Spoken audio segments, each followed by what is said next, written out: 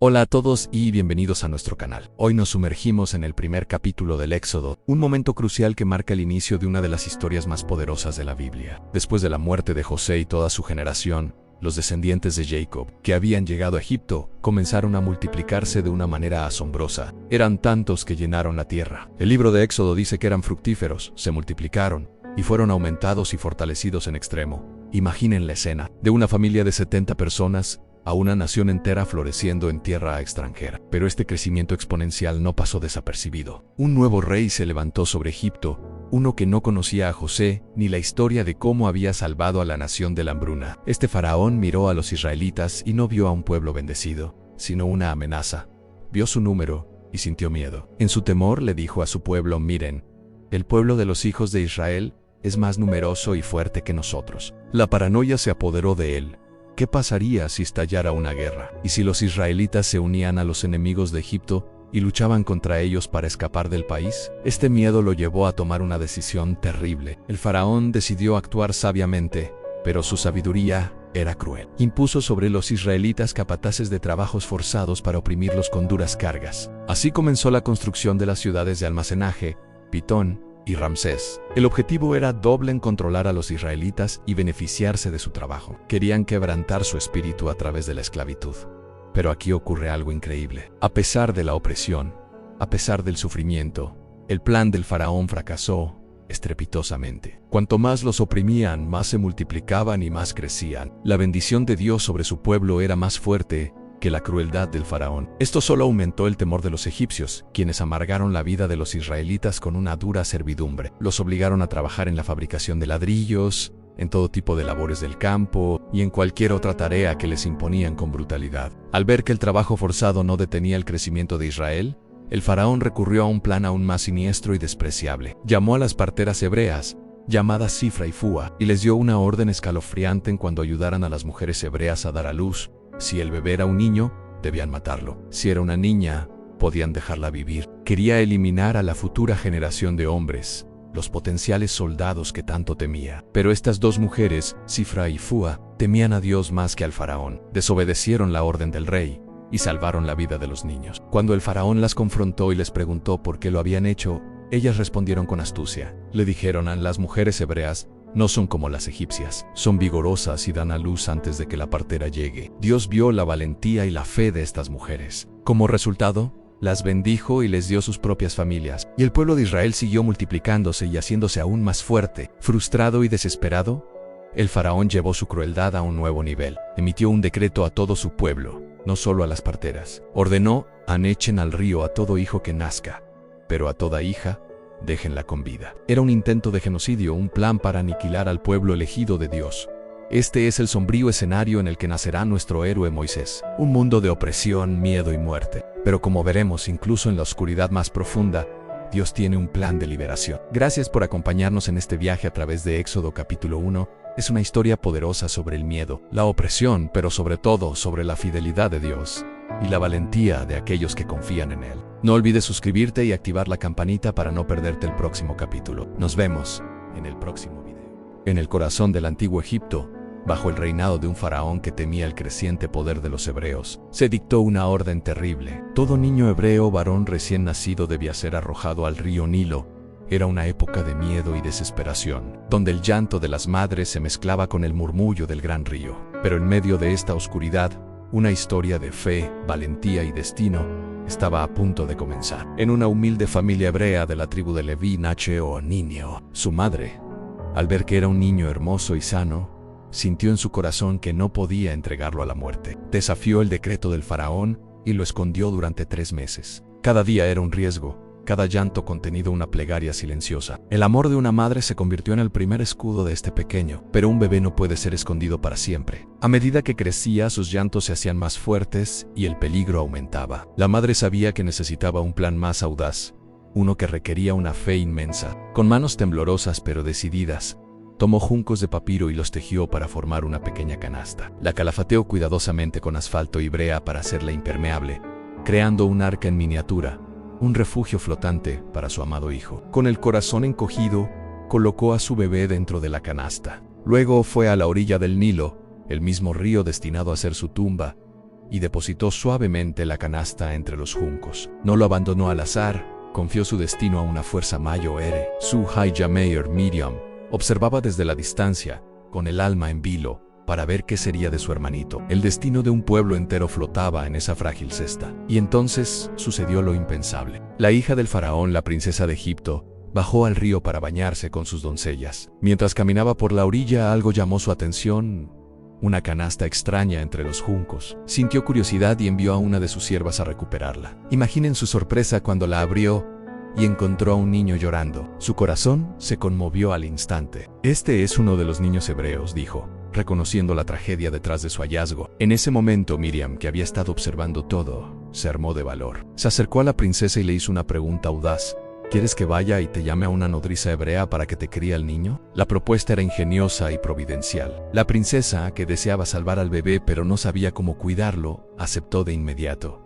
Miriam corrió a buscar a su propia madre. ¿Pueden imaginar la mezcla de alivio y asombro de aquella mujer? La misma princesa de Egipto le estaba devolviendo a su hijo, y además le ofrecía un pago por criarlo. «Toma a este niño y críamelo, y yo te pagaré tu salario», le dijo la hija del faraón. Así, la madre de Moisés pudo cuidar a su propio hijo, amamantarlo y enseñarle las tradiciones de su pueblo, todo bajo la protección y el financiamiento de la casa real. La princesa adoptó al niño como suyo y le puso por nombre Moisés, que significa sacado de las aguas. Dijo: «porque de las aguas lo saqué». El niño que debía morir en el Nilo fue salvado por el Nilo.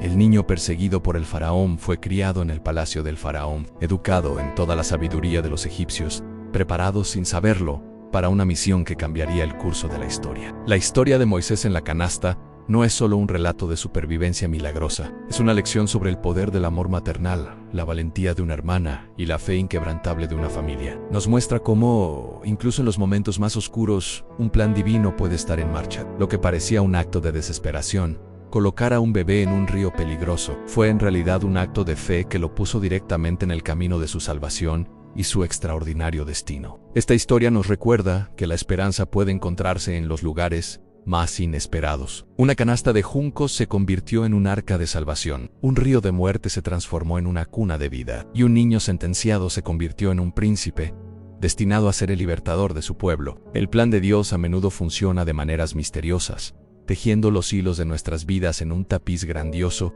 que solo podemos apreciar con el tiempo. La historia de Moisés es un testimonio eterno de que, sin importar cuán desesperada parezca nuestra situación, la fe, el coraje y el amor pueden abrir caminos donde parece no haber ninguno. Gracias por acompañarnos en este viaje a través de una de las historias más inspiradoras de todos los tiempos. Si te ha gustado, no olvides darle like a este video, suscribirte a nuestro canal y activar la campanita para no perderte ninguna de nuestras futuras historias. Nos vemos en el próximo video.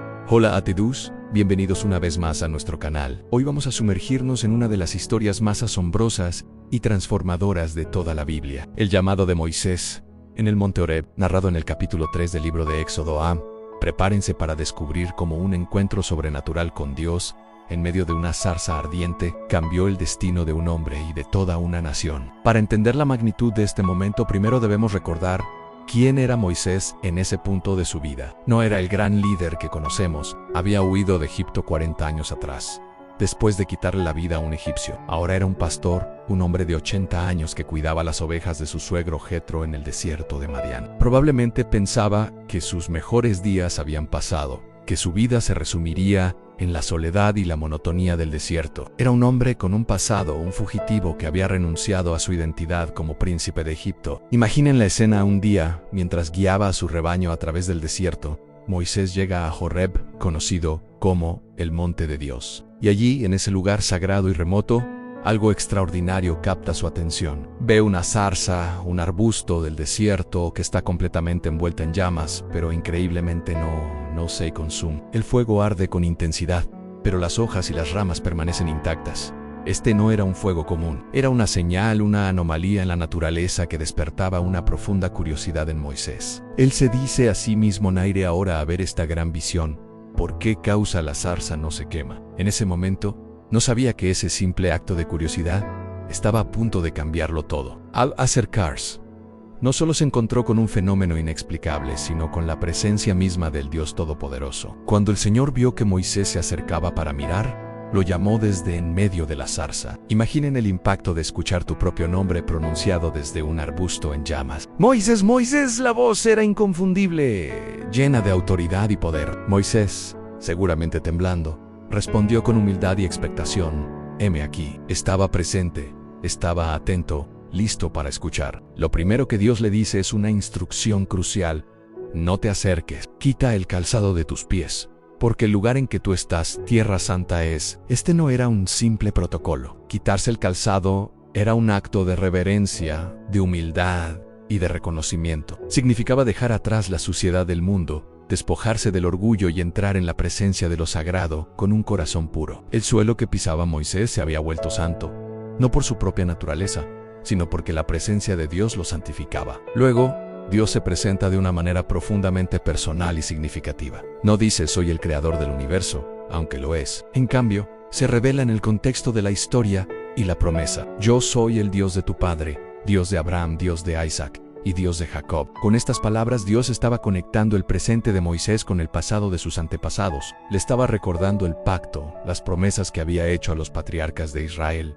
Este no era un Dios desconocido, era el Dios fiel que había estado obrando a lo largo de generaciones. La reacción de Moisés es completamente humana y comprensible. Entonces Moisés cubrió su rostro, porque tuvo miedo de mirar a Dios. El temor reverente se apoderó de él. Estaba ante la santidad pura, ante el poder infinito, y se sintió abrumado, indigno. Esta no es una reacción de pánico, sino de profunda adoración y respeto. Reconoció la inmensa brecha entre su propia humanidad pecadora y la perfecta santidad de Dios.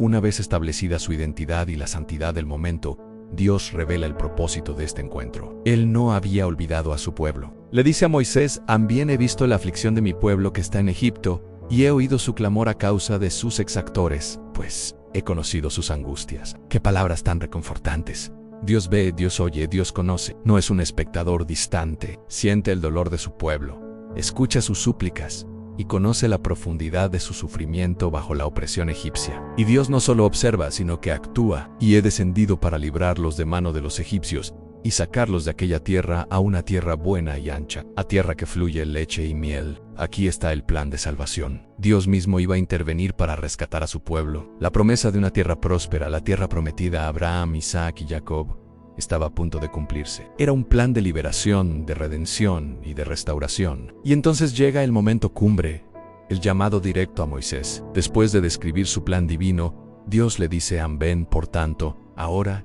y te enviaré a Faraón para que saques de Egipto a mi pueblo, los hijos de Israel. Imaginen el shock de Moisés. Él, un pastor fugitivo de 80 años, enviado a enfrentarse al hombre más poderoso de la tierra, al faraón de Egipto. La tarea parecía imposible, monumental, absurda. La respuesta de Moisés refleja su inseguridad y su sentimiento de incapacidad. ¿Quién soy yo para que vaya Faraón y saque de Egipto a los hijos de Israel? Es una pregunta honesta, cargada de duda. Moisés se mira a sí mismo y solo ve sus debilidades, a su pasado, su edad, su falta de elocuencia, su estatus de exiliado. Se siente completamente inadecuado para una misión tan colosal. ¿Quién era él para liderar a una nación entera hacia la libertad? Pero la respuesta de Dios es la clave de todo el pasaje y una lección para todos nosotros. Dios no le dice a Moisés: eres fuerte, eres capaz, tienes las habilidades necesarias.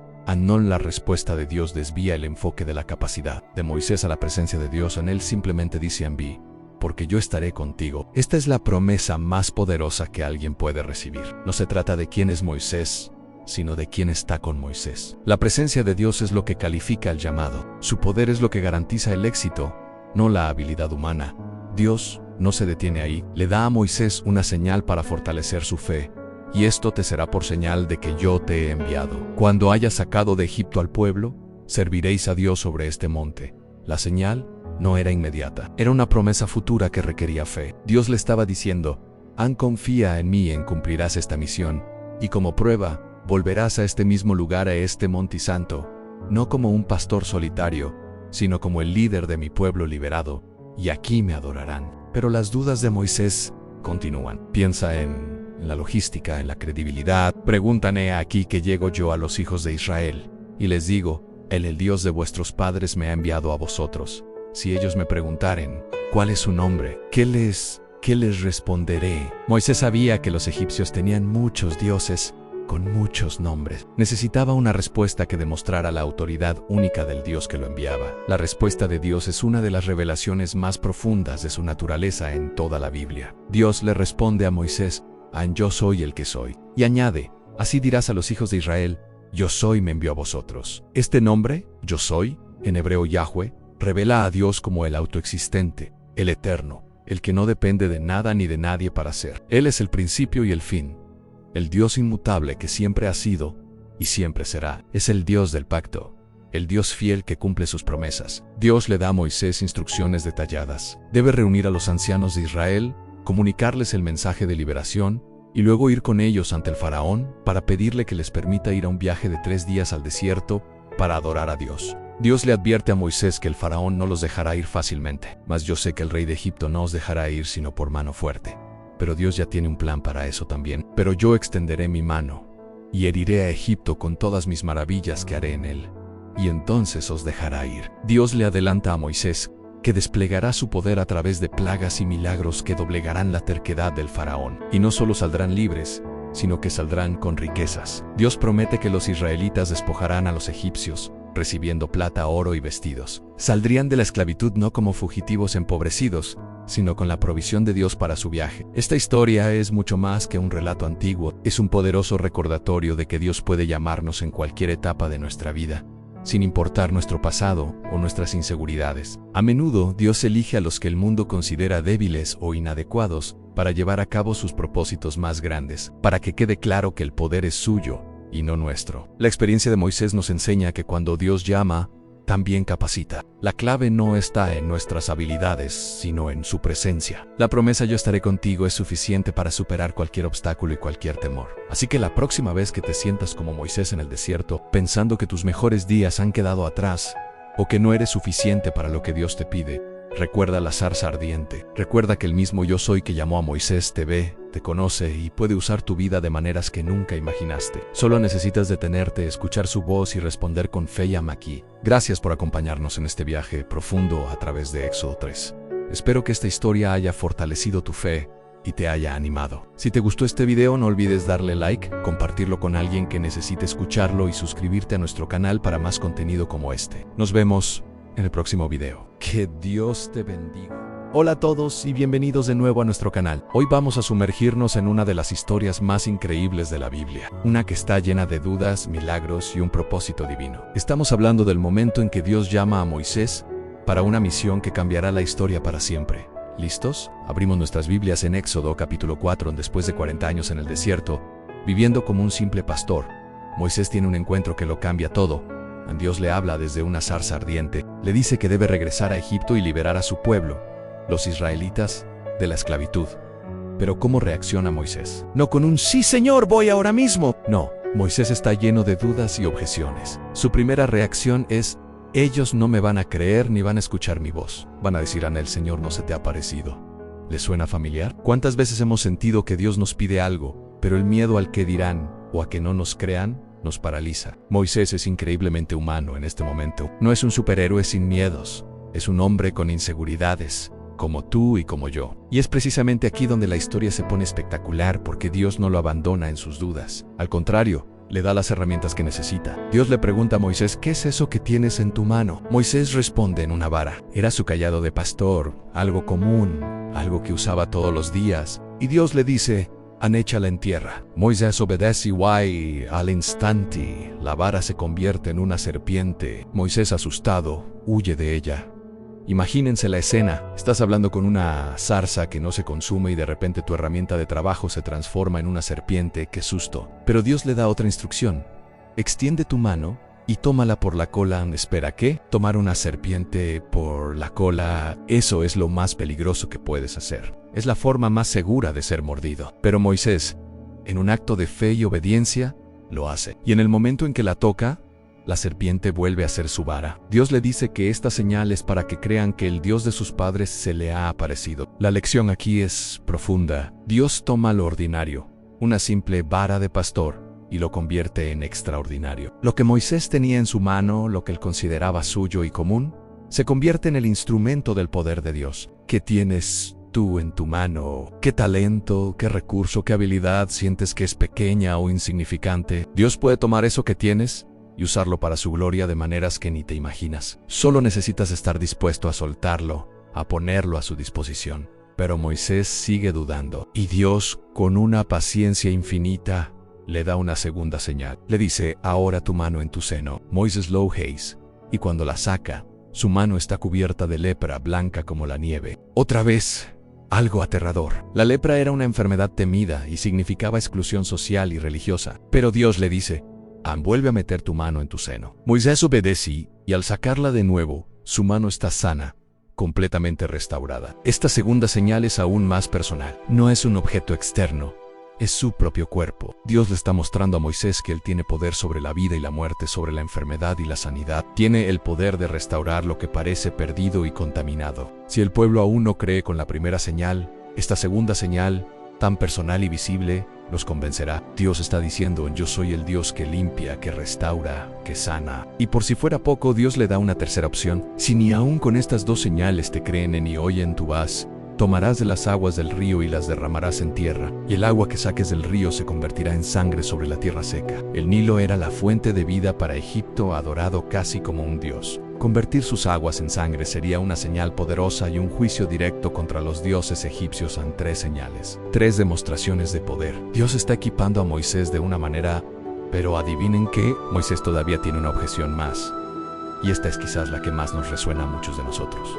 Le dice a Dios: ay Señor, nunca he sido hombre de fácil palabra, ni antes, ni desde que tú hablas a tu siervo, porque soy tardo en el habla y torpe de lengua. Básicamente, Moisés dice: no soy buen orador, no tengo el carisma, no sé cómo hablar en público, no soy la persona adecuada para esta misión. Se enfoca en su propia debilidad, en su incapacidad. Se ha olvidado de las tres señales milagrosas que acaba de presenciar. Y la respuesta de Dios es una de las más poderosas de toda la Biblia. Dios le responde, casi con un tono de indignación amorosa: ¿quién dio la boca al hombre? ¿O quién hizo al mudo y al sordo, al que ve y al ciego? ¿No soy yo el Señor? Ahora pues, ve, y yo estaré con tu boca, y te enseñaré lo que hayas de hablar. Dios le recuerda a Moisés quién es el creador. Si Dios creó la boca, ¿no puede él hacer que esa boca hable? Dios no le promete a Moisés que de repente se convertirá en el mejor orador del mundo. Le promete algo mucho mejor: yo estaré contigo.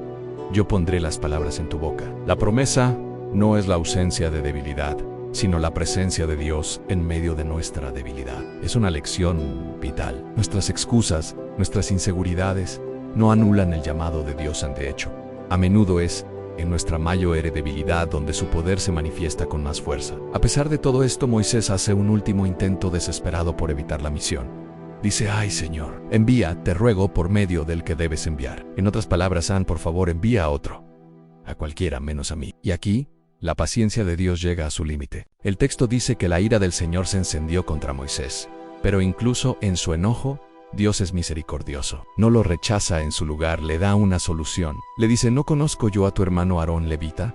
Yo sé que él habla bien. Él saldrá a recibirte, y al verte, se alegrará en su corazón. Tú le hablarás a él y pondrás las palabras en su boca, y yo estaré con tu boca y con la suya, y les enseñaré lo que han de hacer. Él hablará por ti al pueblo. Él te será a ti en lugar de boca, y tú serás para él en lugar de Dios. Dios le provee un compañero. No le quita la responsabilidad a Moisés, pero le da un ayudante, un portavoz. Aarón será la voz, pero Moisés seguirá siendo el líder, el que recibe la dirección de Dios.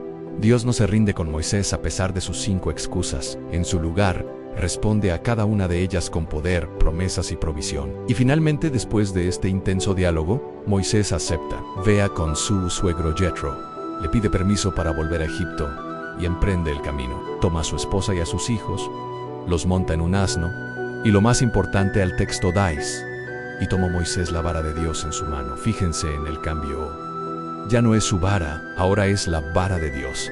Su identidad ha cambiado. Ya no es solo un pastor, es el instrumento de Dios. Este capítulo es un recordatorio de que Dios nos llama a pesar de nuestras inseguridades. Él no nos llama porque seamos perfectos o capaces por nosotros mismos. Nos llama para que a través de nuestras debilidades Él pueda mostrar su poder. Él nos equipa, nos da las herramientas y, lo más importante, nos da su presencia. Así que la próxima vez que sientas que Dios te llama a hacer algo que te parece imposible, recuerda a Moisés. Recuerda la vara que se convirtió en serpiente. la mano leprosa que fue sanada y la promesa de Dios de estar con tu boca. No dejes que tus excusas sean más grandes que el poder de Dios. Toma lo que tienes en tu mano, entrégaselo a Él y prepárate para ver cómo lo usa de maneras milagrosas. Gracias por acompañarnos en este viaje a través de Éxodo 4. Ha sido una historia llena de lecciones para nuestra vida diaria. Si este mensaje te ha animado, no olvides darle a me gusta, compartirlo con alguien que necesite escucharlo y suscribirte para no perderte nuestro próximo estudio. Nos vemos en el siguiente video. Bendiciones.